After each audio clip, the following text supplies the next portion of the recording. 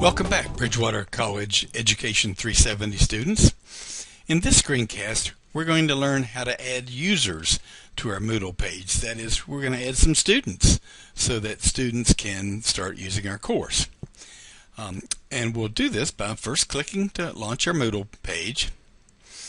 And remembering that last time we added content, that is, we added some resources. We added the Algebra 1 SOLs.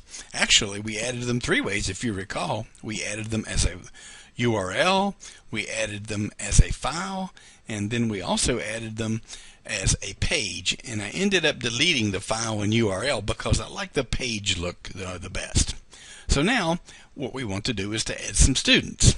Now, you need to know that in many of your situations in the future, you may not have to add students. That is, the college or the school system itself may very well add your students for you. Certainly here at Bridgewater College, as a Bridgewater College instructor, I do not have to add you as students in my classes. The IT department basically adds all of you to my classes here at Bridgewater. But for our sample courses, what are known as test courses, we do need to add students ourselves so that we can see how a student would use the course that we're learning to build here at Bridgewater College.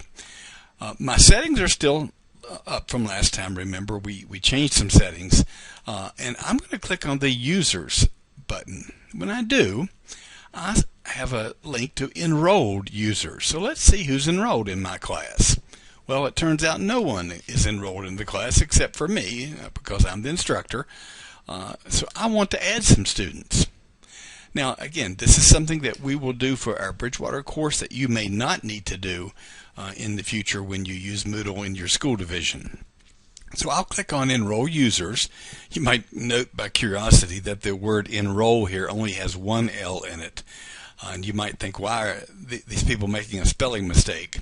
And it turns out, of course, that Moodle is made in Australia. And so some of the spellings that we see on the Moodle page are the British spellings as opposed to our spellings. So I'm going to add a student. Now, all I need to do is to search for a student. So I'm just going to type in a name. And I'm going to look for the student. And I want to enroll Jessica in my class. So I'll click on Enroll. Now Jessica is in there. Let's add another student. This time let's add Tim. So I'll add him. And for the time being, I'm going to stop there because obviously we could keep going. But at this point, I have finished enrolling my students, so I'll click Finish Enrolling Students. So now my students are enrolled, which means they can begin to see the course content, which is what we want to do. Now, in our Bridgewater course, it's important that you add a couple of classmates to your class. And very importantly, add me to your class as a student. Otherwise, I'll never get to see your Moodle course. And I need to see your Moodle course because it's a requirement for our class. So be sure to add a couple of students from our class and to add me as a student in your class. I'm going to go back to look at the course now. Remember, just follow the breadcrumbs. Nothing seems to be different, but now there are students who can see this content. Well, you might notice that when we came back to the course, something that at least surprised me is that I don't see the option over here to turn editing on, and I don't see my settings. And this happens from time to time. The settings have just gotten moved to the dock. And remember, we learned in a previous video how to move the settings off the dock and back in view. I found the settings here on the left-hand side. And so I'm just going to come up here and click on the icon to the right of the word settings. And now settings are back on where I can see them.